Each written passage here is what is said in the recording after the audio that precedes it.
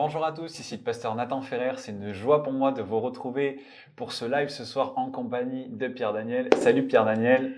Bonjour. Toujours des bons moments qu'on passe ensemble à parler autour de la parole de Dieu et de nous laisser impacter par le Seigneur. Et on va aborder ce soir donc le sujet de la crainte de Dieu. C'est un sujet vraiment important. C'est un sujet dont on parle peu aujourd'hui parce qu'on se rend compte que dans le corps de Christ, on parle beaucoup de la grâce, on parle beaucoup de l'amour, on parle de toutes les bonnes choses que Dieu nous amène à vivre et à nous donner, mais il y a aussi des choses dont on parle peu et qui pour autant sont bien présentes. Et donc ce sujet de la crainte, c'est un sujet important, c'est un sujet parfois qui fait un petit peu peur parce que on se rend compte que des fois il y a cette crainte qui est amenée d'une manière avec des ordonnances, avec des choses que nous devons faire. Donc peut-être qu'on pourrait commencer à parler de ce sujet en se posant la question, mais quel est l'équilibre dans la bonne crainte de Dieu? Est-ce qu'il y a une vraie crainte de Dieu et une fausse crainte de Dieu? Absolument. Et il y a une vraie crainte de Dieu et une fausse crainte de Dieu. Et j'appuie ce que tu viens de dire. On ne parle jamais assez de la crainte de Dieu et du coup on entretient une confusion parce que en hébreu la crainte, le mot est en rapport étroit avec avec une sorte de majesté, avec le respect. Le mot respect en français est un peu léger et la crainte, la révérence peut-être. Oui, on retrouve la même racine de respect, révérence devant un roi, devant une personnalité très importante. On ressent cette crainte. Ce n'est pas de la peur, ce n'est pas de la terreur, mais c'est aussi une haute considération. On ne va pas se traiter, on ne va pas se comporter n'importe comment. Et la crainte, à travers la grâce, à travers le Nouveau Testament, on le voit bien, la crainte est synonyme aussi et toujours en rapport étroit avec la connaissance de Dieu. Il n'y a pas de connaissance sans la crainte. Et c'est ce qui est écrit dans Proverbe 9-10. Le commencement de la sagesse, c'est la crainte de l'Éternel. Et ça, c'est très important parce que la sagesse est en rapport avec la connaissance, que je sache. Et plus la connaissance augmente, plus la crainte de Dieu va augmenter. Mais est-ce que cette crainte va s'orienter vers la fausse crainte qui est en rapport avec la loi? Parce que dans l'Ancien Testament, on le voit bien, Dieu se révèle à travers son alliance qui est au Sinaï, n'est-ce pas? Et ses ordonnances, et ses lois, et ses règles. Donc l'objectif de la première alliance, plutôt, l'objectif de la première alliance, c'est l'obéissance au commandement de Dieu. Alors que, donc, je dirais, on est dans un cadre légal, mais aussi on est dans le cadre, c'est tout mon être. On est dans un cadre physique. Alors que dans la Nouvelle Alliance, la crainte est toujours en rapport avec la grâce. Le cadre de la Nouvelle Alliance, à travers ce que Jésus a accompli à la croix, c'est la transformation non pas de notre corps, mais de notre cœur. Tout est centré sur le cœur. Donc la crainte doit régner dans notre cœur, alors que la crainte dans l'Ancienne Alliance doit régner à travers l'obéissance au commandement. C'est-à-dire, si tu n'obéis pas au commandement, bah, tu vas offrir des sacrifices dans le temple. Alors que dans la Nouvelle Alliance, la crainte est étroitement liée à une transformation de notre cœur pour chercher à plaire à Dieu, pour être au bénéfice, pour expérimentant de notre vie les fruits de la grâce. Donc pour toi, la fausse crainte de Dieu, elle s'appuierait plus sur ce qu'elle était dans l'Ancienne Alliance, voilà. Et la véritable crainte de Dieu, elle est l'image de ce qu'il y a dans la Nouvelle Alliance. Par contre, exactement. T'en conviendras que, en tout cas, Dieu n'a pas changé. Il est le même hier, aujourd'hui et éternellement. Ce qu'il désirait dans l'Ancienne Alliance, il le désire toujours aujourd'hui. Absolument. La chose qui a changé, c'est que Christ est mort pour nos péchés et qu'on est vu au travers du sang de l'agneau. Mais que, comme la crainte de Dieu, elle passe par aussi une attitude de vie qui doit être pour sa gloire. Donc il y a quand même aussi des choses qui doivent transparaître dans nos vies. Oui. Le problème, c'est que dans l'Ancienne Alliance, La crainte est liée à mon risque de désobéissance, tu vois. Alors que dans la Nouvelle Alliance, la crainte est liée à la non-authenticité de mon cœur. C'est-à-dire que ce que Dieu cherche, c'est la transformation de mon cœur. Donc, ce que la crainte va appeler, elle appelle la foi, elle appelle la connaissance, on est d'accord. Mais la crainte appelle la sanctification. Encore un mot qui est mal compris. Il y a 3 mots qui sont, enfin, il y a plus de 3 mots qui sont très mal compris.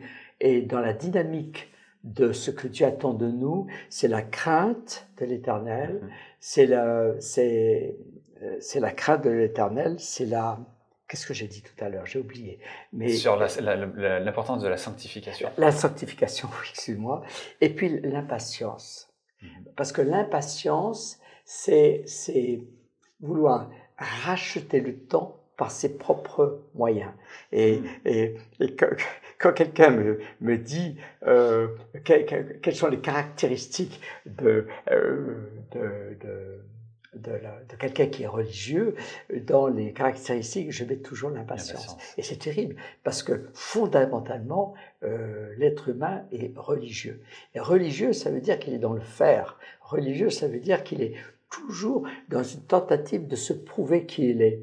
Tandis que dans la Nouvelle Alliance, tout a été accompli. Oui. C'est la révélation. On est obligé. Ce qui est à la fondation, le fondement de la crainte de Dieu, on peut pas. La crainte de Dieu ne peut pas apparaître en nous comme cela. Non, il faut d'abord faire l'expérience de la nouvelle naissance. C'est la première chose. Si on ne fait pas cette expérience de la nouvelle naissance, on va pas racheter le temps, on va pas rechercher notre relation avec Dieu. Donc l'expérience de la nouvelle naissance nous appelle à rechercher Dieu dans sa parole. Et la recherche de Dieu dans sa parole signifie qu'on va l'écouter, on va le louer. Et dans l'écoute de Dieu, on va être amené à demander l'aide du compagnon, du médiateur, du consolateur, qui est le Saint-Esprit. Et plus le Saint-Esprit nous aide, plus nous devenons sensibles au Saint-Esprit, plus nous allons connaître Dieu. Parce que la connaissance de Dieu est liée à 3 choses, à l'écoute de sa parole et à la révélation que le Saint-Esprit nous donne, et au désir de plaire à Dieu. Et ces 3 choses nous amènent véritablement à grandir dans la foi. Mais en fait, la crainte de l'Éternel, la crainte de Dieu, quand on est jeune dans la foi, on pense qu'on l'a. Et en fait, il y a quelque chose de très important, c'est que la crainte de Dieu, véritablement, et surtout en Occident, elle est très souvent le fruit elle est le fruit de la souffrance, la crainte de Dieu. La souffrance du brisement, du dépouillement. Parce qu'on se rend compte, même chose, comment je vais interpréter l'expérience malheureuse que je vis, la souffrance que je vis. Est-ce que je vais l'interpréter comme oh là là, Dieu est le Père fouettard qui me punit parce que j'ai désobéi, ou est-ce que je le vis, le Seigneur me fait passer par cette épreuve pour m'émonder. Jésus dit dans Jean 15, je suis le cep, vous êtes les sarments. Et comme Job d'ailleurs aussi l'a expérimenté, c'est la souffrance, elle nous amène aussi à méditer, à contempler, à questionner Dieu, et ça nous amène aussi cette connaissance de Dieu. Donc en fait, ce que tu disais, c'est ça, c'est-à-dire que ça amène, c'est intimement lié à la sanctification, à la connaissance de Dieu, et finalement, connaître Dieu au travers de la souffrance, c'est aussi des périodes... Je pense toujours à ce verset là où il nous dit que Jésus a pris l'obéissance par les choses qu'il a souffertes. Donc la souffrance nous amène à l'obéissance, et l'obéissance nous amène à marcher dans les voies de Dieu, et finalement à le connaître plus. Donc on voit qu'effectivement c'est lié à ces choses-là. Donc vraiment, pour toi, par cette vraie et cette fausse crainte de Dieu, c'est vraiment lié à... C'est pas des ordonnances, c'est pas des choses à faire, et c'est dans la connaissance de Dieu. Et la connaissance de Dieu, elle est liée aussi à la souffrance. Donc c'est ce que tu disais. Profondément, j'ai profondément vécu dans l'expérience de mon longue maladie que j'ai eue il y a bientôt 10 mois. Foncièrement, on ne peut pas s'empêcher d'être ce que Paul dit. Il y a 2 sortes de chrétiens. Il y a les chrétiens charnels et ceux qui sont spirituels. Spontanément, on est des chrétiens charnels. Et plus on croit être spirituel, plus on reste charnel. Le, Paul dit dans Corinthiens 15, c'est d'abord le physique qui précède ce qui est spirituel. Et le charnel s'ancre dans ce qui est physique, n'est-ce pas? Qu'est-ce que c'est être charnel? Beaucoup de gens croient qu'être charnel, ça veut dire être physique. Attention, il y a une différence. Être charnel, c'est une mentalité. C'est la mentalité de l'homme déchu, n'est-ce pas? Et c'est ça qui est difficile, c'est que on est enclin à faire comme les Hébreux, c'est-à-dire à voir un Dieu qui est saint, ça on le croit, mais un Dieu un peu parfaiteur. Tu désobéis. Nous savons tous que nous désobéissons. Il n'y a que Jésus qui est le modèle parfait, qui n'a jamais désobéi. Donc on peut vivre ce qu'on reçoit comme le fruit de notre désobéissance. Ce qui n'est pas faux. Ce qui n'est pas faux. Mais ce qui est vrai, ce que Jésus nous révèle, c'est la transformation de notre cœur. Nous avons été rachetés. On n'est plus sous le joug de la culpabilité. On est dans une relation de cœur à cœur avec le Père. Et c'est dans la Nouvelle Alliance. Et dans cette relation, j'ai été racheté. Je suis une nouvelle créature.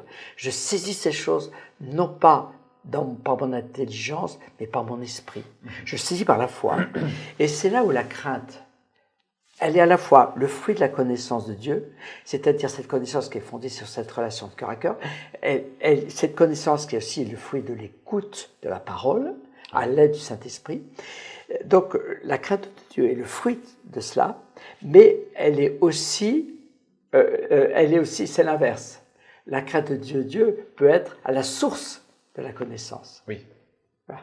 C'est difficile de savoir. savoir. C'est comme savoir qu'est-ce qui entraîne l'autre. En fait, exactement. Les deux s'enrichissent sans arrêt. Moi, je décrope après plus de 40 ans de ministère, un des grands reproches que le Seigneur m'a fait, c'est, même me l'a dit, c'est de dire, mais tu n'as pas assez la crainte de mon nom. Tu n'es pas. Et donc, pour toi, parce que tout ce que tu dis, c'est beau et on a envie de le vivre, mais de manière pratique, de manière vraiment, même dans l'église, dans les cultes, dans la manière de louer, dans la manière de prier, dans la manière même de vivre nos vies, comment elle se manifeste cette crainte de Dieu? Alors tu viens de dire quelque chose qui est très important. Une des clés pour connaître la crainte de Dieu, parce que la crainte de Dieu, c'est d'abord quoi? C'est la révélation de la majesté de Dieu dans notre vie. La crainte de Dieu, elle est produite par une connaissance de la révélation de la grandeur de Dieu, de sa majesté. Et c'est pour ça que la louange est tellement importante. Plus on entre dans la louange, plus on entre dans la révélation, on expérimente la gloire de Dieu. La gloire de Dieu, plus la crainte de Dieu grandit. Ça, c'est clair. Donc là, il faut faire attention à ne pas dissocier le respect, une sainte crainte de Dieu que l'on a à l'écoute de sa parole, et une profonde crainte de Dieu qu'on a à travers la révélation de sa gloire. Et souvent d'ailleurs quand ça arrive, on peut rien faire. On se tait et on est dans la présence de Dieu. On peut rien faire et on se voit tout petit. Et c'est pour ça que si on n'expérimente pas profondément cela, Dieu peut permettre de nous émonder, comme Jésus l'explique dans Jean 15, « Je suis seul, vous êtes les sarments », et on a besoin de couper. Et alors Dieu permet des épreuves dans notre vie, non pas pour nous punir, mais pour nous émonder. Pour nous réorienter. Afin de passer par une nouvelle étape de foi, une nouvelle étape de louange aussi. Parce que la foi appelle l'obéissance, on est d'accord, mais la foi appelle l'intimité, la communion avec Dieu et l'adoration. C'est pour ça qu'on a terriblement besoin de l'aide du Saint-Esprit pour avoir la crainte de Dieu. C'est ce qui est écrit dans Jean 16. Il est écrit, le Saint-Esprit, il nous convainc de péché, et de jugement, de justice et de jugement. Et dans les trois, si on regarde bien, il y a la connaissance de Dieu. Et dans les trois, il y a aussi la crainte de Dieu. De péché, il nous convainc de péché. Qu'est-ce que ça veut dire? Ça veut dire tout simplement que nous sommes souillés et il n'y a que Jésus qui a versé son sang pour couvrir nos péchés. Nous sommes pardonnés. La révélation de la puissance de la croix, comme quoi Dieu nous pardonne à travers son Fils, il a tant aimé le monde, etc. Waouh, je suis pardonné. Et ça mène aussi une crainte, c'est-à-dire de ne pas souiller ce sacrifice, de ne pas le prendre à la légère. Exactement. Parce que c'est vrai que ça, moi, ça m'a toujours un peu choqué, c'est que des fois, il y a cette mécompréhension de la grâce, d'ailleurs qu'il y avait même à l'époque de Paul ou à Corinthe, ils disaient, mais c'est pas parce que Christ est mort pour vous que vous pouvez faire ce que vous voulez. Au contraire, quand on a compris ce que ça a coûté, on ne veut pas le souiller et faire comme si c'était rien. Donc ça amène déjà une première dimension de la crainte. Ah, tout à fait. Ouais. Et la deuxième dimension de la crainte, justice ensuite. Dans la justice, c'est la problématique de, puisqu'il nous a justifiés, ça veut dire que nos œuvres doivent devenir des œuvres de justice. C'est-à-dire elles doivent manifester. Justifier veut dire qu'il nous a graciés. Donc il faut qu'on manifeste des œuvres de justice et qu'on gracie à notre tour et qu'on aime nos frères. D'ailleurs, la communion fraternelle est fondamentale parce qu'elle est en quelque sorte le sceau de la grâce que l'on a reçue et que l'on communique. Comme la parabole avec la grâce, c'était cet homme qui avait une dette, la dette a été remise, et il n'a pas voulu la remettre à l'autre, il n'a pas vécu cette justice qu'on Oui, appelle. parce que pourquoi il ne l'a pas remise à l'autre? Parce que son cœur n'a pas été transformé. Ouais. Si on est vraiment authentiquement gracié, c'est que notre cœur se transforme, est transformé. Et si notre cœur est transformé, c'est que notre cœur devient le duplicata de Christ. Et ça, c'est très important. Et c'est pour ça que la crainte de Dieu est là, parce que dans ce que, et au fond, le Saint-Esprit nous a justifiés, il nous convainc de justice, ça veut dire que nous sommes appelés à manifester des œuvres de justice qui ne sont pas plus des œuvres de loi, mais des œuvres de grâce et de miséricorde. Et là, la crainte de Dieu, c'est est-ce que j'obéis ? Est-ce que vraiment mon cœur a été transformé? Si je suis vraiment convaincu de justice, cela veut dire que je suis capable d'aimer. Et ça amène aussi l'obéissance, ça amène à amener, et ça me fait penser, on en parlait avant de cette histoire, mais avec ces sages-femmes parmi le peuple d'Israël, quand c'est dans, je crois, le premier chapitre de l'Exode, où le pharaon dit, maintenant, ils sont trop puissants, on veut que ça cesse et vous allez tuer. Il convoque les sages-femmes, il dit maintenant vous allez tuer tous les mâles. Il nous dit qu'elles refusèrent d'écouter Pharaon parce qu'elles avaient de la crainte de Dieu. Ouais. Donc on voit qu'en fait cette crainte de Dieu, elle amène à obéir et à refuser l'injustice. Ouais. Et en fait c'est ça. Donc c'est à dire que finalement quand on a des fruits d'injustice dans notre vie, c'est que c'est l'image de cette non-crainte de Dieu, de cette crainte de Dieu qui n'est pas présente. Donc si je résume un peu ce que tu dis, donc déjà, la crainte de Dieu, c'est quelque chose qui nous est révélé par le Saint-Esprit, et c'est quelque chose aussi qui en acquiert par Dieu qui nous émonde, Dieu qui vient au travers de nos souffrances, au travers de nos épreuves, amener cette crainte de son nom. Mais plus on a l'onction, si on laisse couler dans l'adoration l'œuvre du Saint-Esprit en nous, plus on est convaincu de péché, de justice et de jugement. Et là, le troisième niveau de la crainte de Dieu, c'est quand le Saint-Esprit nous convainc de jugement. Parce que cela veut dire que le diable a été vaincu. Alors ça, c'est très très fort. C'est-à-dire que si le diable a été vaincu, ça veut dire que nous sommes appelés à manifester la victoire de Christ et à faire avancer le royaume de Dieu sur la terre. Amen. Il a été vaincu, mais c'est à nous de mettre ses ennemis, les ennemis de Jésus, sous son marchepied. Et ça, pourquoi nous avons la crainte de Dieu dans le troisième niveau de la conviction que nous donne cet esprit? Parce que c'est le niveau de notre mandat. Nous sommes appelés à être des témoins, nous sommes appelés à représenter Christ sur la terre pour faire avancer, pour être des témoins, c'est la dimension apostolique, je dirais, on est envoyé. Et cette crainte est terrible parce que on est comme des serviteurs qui avons un sceau sur le front, qui représentons le roi des rois, qui n'est pas encore là, qui revient. On doit être des ouvriers de paix qui faisons avancer le royaume de Dieu. Donc, il y a aussi une dimension corporative, collective, corps, mais en même temps, la crainte de Dieu, c'est qu'à ce niveau-là, ça veut dire que nous avons des talents et il va falloir les multiplier sur la terre. Et c'est extraordinaire. Le Saint-Esprit m'a montré, pendant ma méditation, pendant ma maladie, les trois dimensions de la crainte de Dieu dans la conviction de péché, de justice et de jugement. Et cette Bon, après, c'est que moi, en tant que pasteur, j'essaie d'être soucieux de cela et je pense qu'on devrait tous l'être, mais finalement, dans l'exercice même du culte, de l'assemblée, de notre communion avec nos frères et sœurs, finalement, c'est quoi cette révérence, en fait, elle doit être présente en permanence, on est bien d'accord?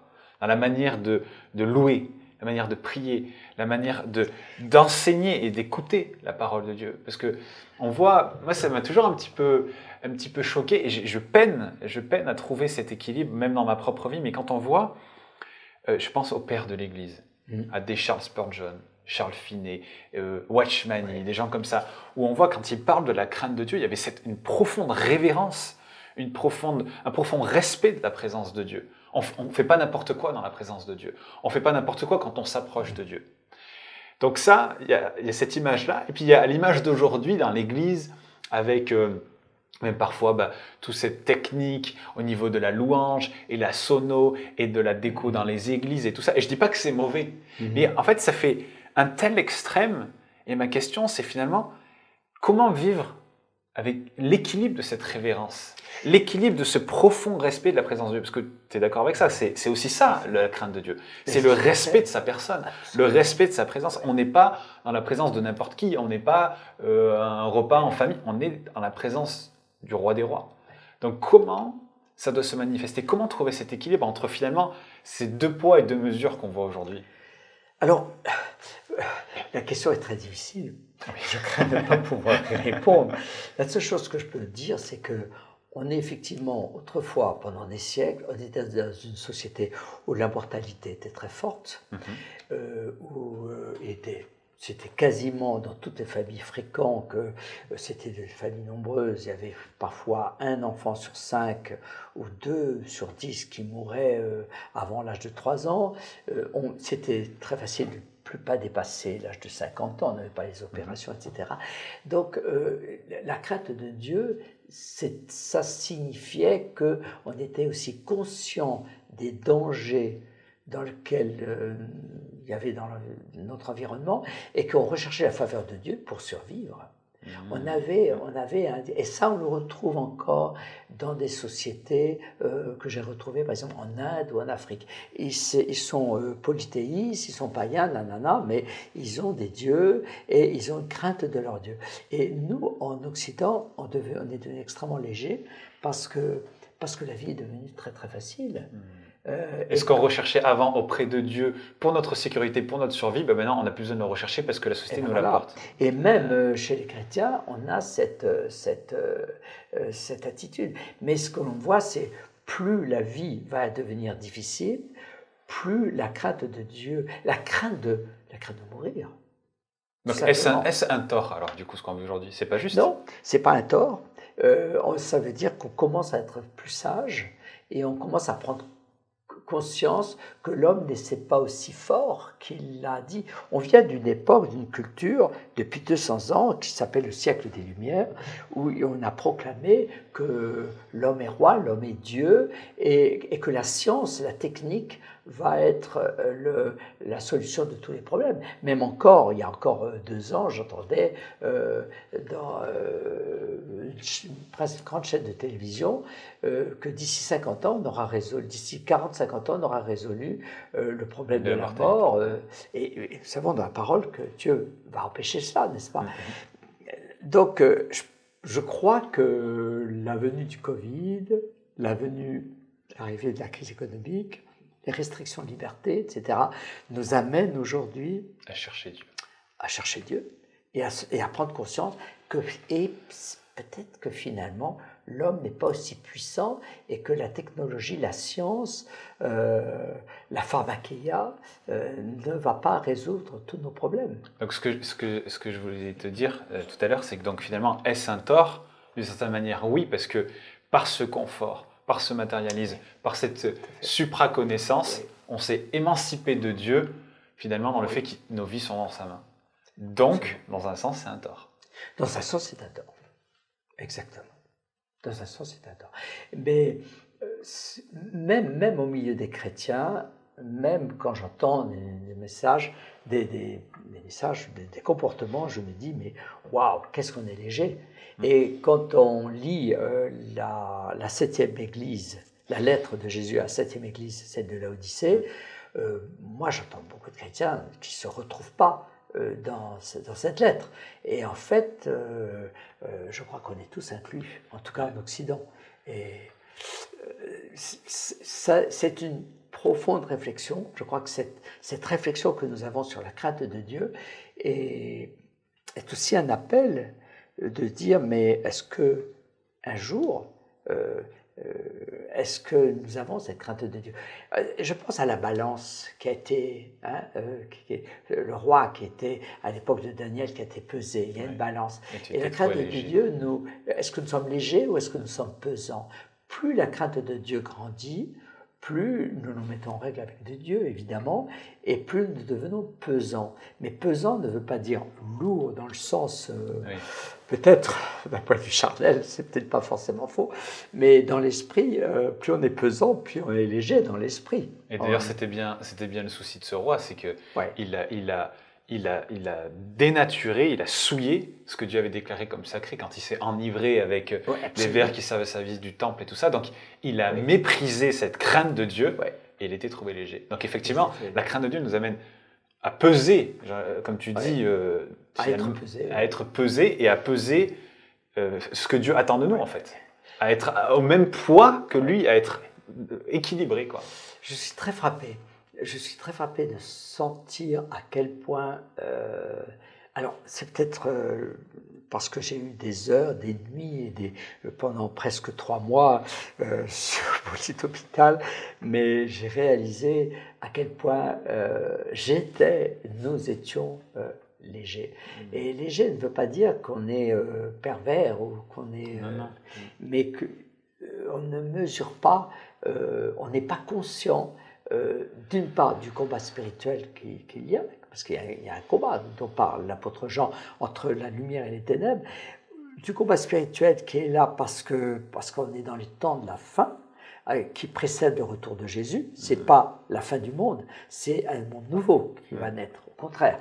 Mais on est léger parce que aussi on ne mesure pas, je dirais, notre mandat que nous avons sur la terre, notre témoignage.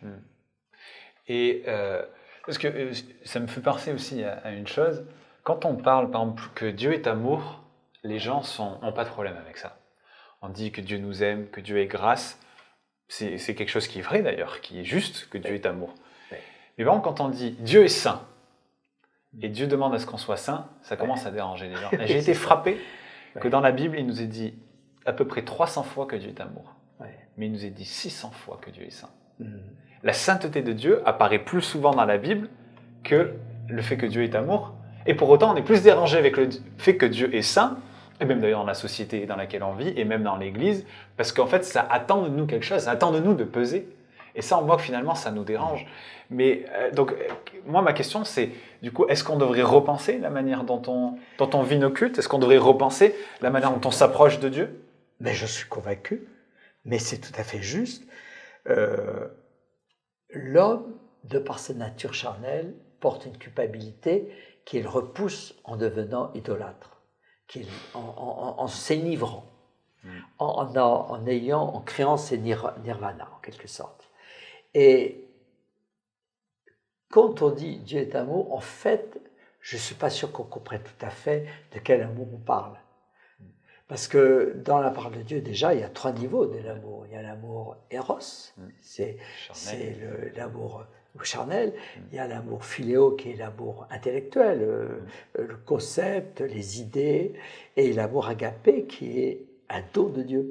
Et justement, l'amour agapé, c'est pas quelque chose qui nous est donné. On le perçoit, on le discerne lors de notre nouvelle naissance, on le sent à travers la lecture de la parole de Dieu, on est bien d'accord, on l'expérimente dans l'esprit, je suis tout à fait d'accord, mais vivre de l'amour agapé, ça demande une certaine maturité. Et c'est pour ça que d'ailleurs la crainte de Dieu produit la crainte de Dieu grandit, mais elle ne grandit pas dans la terreur de Dieu, elle grandit dans le fait qu'elle produit en nous un certain nombre de choses. La patience, elle produit en nous, elle fait grandir en nous, à travers la patience, l'amour agapé.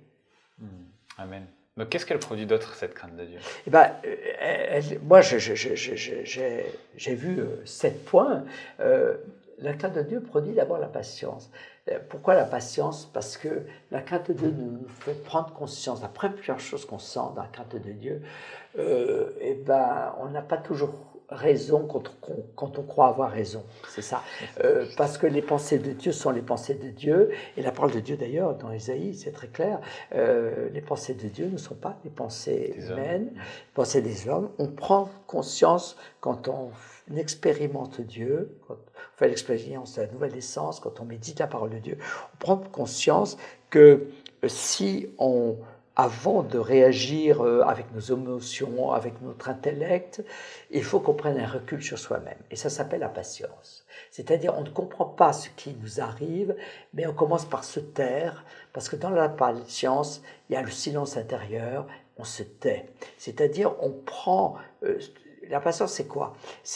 On a envie d'être impatient. Il faut être patient quand on a envie d'être impatient. Voilà, c'est ça. On prend sur nous, quoi. On prend sur soi. On prend sur soi. La patience et la maîtrise de soi vont de pair. Donc, on prend un recul pour essayer de comprendre ce qui se passe en se disant waouh, on ne va pas réagir quand on voudrait que Dieu nous montre comment réagir par rapport à un événement qu'on ne maîtrise pas, par rapport à un décalage, par rapport à des choses qui sont contrariantes. C'est la patience. Et la crainte de Dieu amène, du coup, la patience appelle l'écoute. On écoute Dieu, on écoute ce que l'on dit, on essaie de... On écoute, alors on écoute la parole de Dieu aussi, on écoute, et l'écoute de la parole, l'écoute de Dieu amène un troisième fruit de la crainte de Dieu, qui est la méditation. La méditation de la parole. C'est-à-dire, on va dire, ok, j'ai pas bien compris ce qui m'est arrivé. Comme Job, par exemple. Voilà, mais je vais méditer, je vais interroger mes amis, exactement comme Job. Je vais méditer mes amis, je vais chercher Dieu dans la méditation. Je suis prêt à me remettre en question. Je suis prêt à me remettre en question. Et le quatrième fruit, c'est à ce moment-là, suite à la méditation, alors évidemment la foi grandit, c'est ce que j'appelle l'obéissance. C'est-à-dire on n'est pas dans le faire, on a été dans l'être. Quand on était dans l'écoute, la méditation, dans la méditation j'inclus aussi la louange, ça peut être aussi...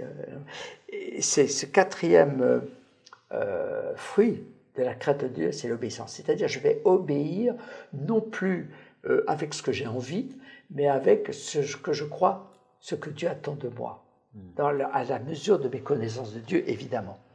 Donc, parfois, avec beaucoup d'humilité, parce que je ne suis pas sûr que c'est le bon chemin, Seigneur, montre-moi. Tu vois, mais je t'ai écouté, je crois avoir compris ceci, alors dans cette situation délicate, je vais agir comme cela. Ça, c'est l'obéissance. Et c'est ça, quand on est dans l'obéissance, le fruit de l'obéissance, c'est l'amour agapé, c'est-à-dire la grâce de Dieu est là pour me dire tu as été maladroit mon enfant, mais j'ai vu ton cœur. Parce que là, dans l'obéissance, je mets, je dirais, l'acte de l'obéissance, mon cœur et la volonté de Dieu en harmonie, quoi. Je mets ces trois choses en harmonie, quoi. J'essaie. Et du coup, qu'est-ce que produit ma sincérité? Elle produit l'amour de Dieu, la paix intérieure. Enfin, elle a vraiment l'expérience de l'agapé, de l'amour de Dieu, l'amour du Père. Et c'est d'autant plus fort que l'amour du Père produit toujours le mandat. Si on lit Jérémie au chapitre 1er, voici je t'appelle à abattre, à détruire, etc. Et c'est très intéressant parce que quand Dieu parle à Jérémie, il lui dit, il y a 4 verbes, Jérémie 1,17, il y a 4 verbes qui disent ce qu'il faut arracher, déraciner. Des verbes d'action. Et 3 pour planter et pour construire. Donc, c'est intéressant parce que avant d'obéir, il faut faire du nettoyage en nous-mêmes, dans notre cœur. C'est la raison pour laquelle la méditation précède l'obéissance et la foi, bien sûr. Mais le fruit de l'obéissance, c'est la paix intérieure, c'est la paix de Dieu. Quand Jésus dit « je vous apporte ma paix », pas comme le monde l'apporte, eh bien, c'est ça qui est extraordinaire. D'un côté, la crainte de Dieu grandit, et de l'autre, la paix intérieure grandit. Ça paraît, intellectuellement, ce que je dis est incohérent. Mais dans l'esprit, ça c'est génial, ça marche. Il faut l'expérimenter. Plus la crainte de Dieu, entre la crainte de Dieu et l'obéissance, il y a la méditation, mais entre la crainte de Dieu et l'expérience de l'amour du Père, il y a l'obéissance. Et à partir de là, le Seigneur nous fait monter dans un palier. C'est-à-dire, on prend conscience de notre responsabilité. Dieu dit, mais je veux habiter en toi, je veux vivre dans cette relation. Mais plus je vis cette relation avec le Père, cette relation d'amour et de grâce avec le Père, plus mon cœur est transformé, plus je vais communiquer le cœur du Père aux autres. C'est-à-dire, j'appelle ça le mandat. Et le mandat, le mandat, ça veut dire que je me sens appelé à être un témoin. Et qu'est-ce que le mandat appelle? Qu'est-ce que le mandat? Alors, le témoignage. Oui, mais de quelle manière le témoignage? Tout simplement être reconnaissant à Dieu pour toute chose. Être reconnaissant à Dieu pour toute chose, ça veut dire, bien écoute, Seigneur, ce n'est plus moi qui vis, dirait Paul, mais c'est Christ qui vit à travers moi. Peu importe ma condition. Peu importe ma condition. Voilà les 7 démarches, les 7, je dirais... Fruits de la crainte de Dieu. Oui, les 7 paliers, parce que l'un appelle l'autre, ils sont dans l'ordre. Ouais. Patience, écoute, méditation, obéissance, agapé, mandat et témoignage, ou en tout cas, le premier témoignage, c'est rendre grâce à Dieu. Amen.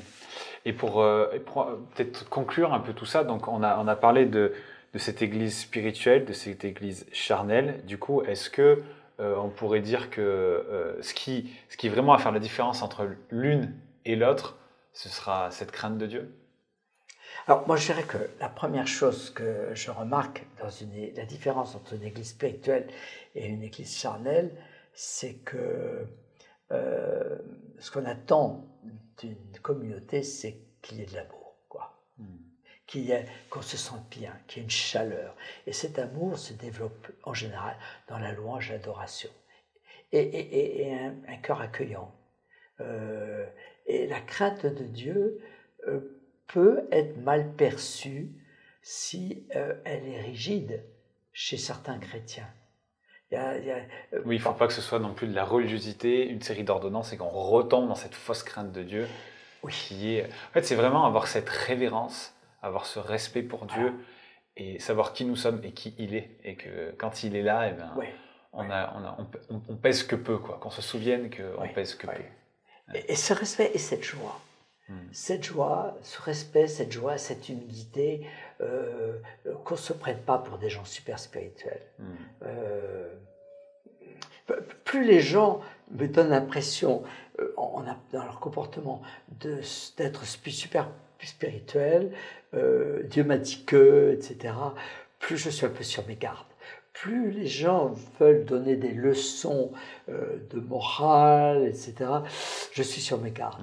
Je crois qu'on doit apprendre à vivre de la grâce de Dieu. Et plus on vit de la grâce de Dieu, plus on témoigne qu'on porte en nous la crainte de Dieu. Amen. Donc une église qui est spirituelle, j'ai envie de dire, c'est pas le fait qu'elle soit spirituelle qu'on va voir, c'est le fait qu'elle émane une chaleur, un accueil, la grâce. Et plus une église est triste ou est, je dirais, est religieuse, plus on sent qu'il y a comme une chape, il y a comme un fardeau. Et du coup, on n'est pas très à l'aise parce que cette église, elle a vraiment besoin d'expérimenter pas la crainte de Dieu d'abord, mais l'amour de Dieu. N'est-ce pas? L'amour de Dieu nous ouvre la porte à la connaissance de Dieu. Et la connaissance de Dieu nous ouvre la porte à la crainte. N'est-ce pas? Amen. On ne peut pas séparer les trois. Ouais. Amen. Merci Pierre-Daniel. Est-ce que peut-être pour terminer, tu voudrais prier? Qu'on puisse prier et puis prier aussi pour ceux qui sont en train de nous regarder? Oui, alors, sachez, comme tu l'as si bien dit au début, sachez que Jésus a versé son sang.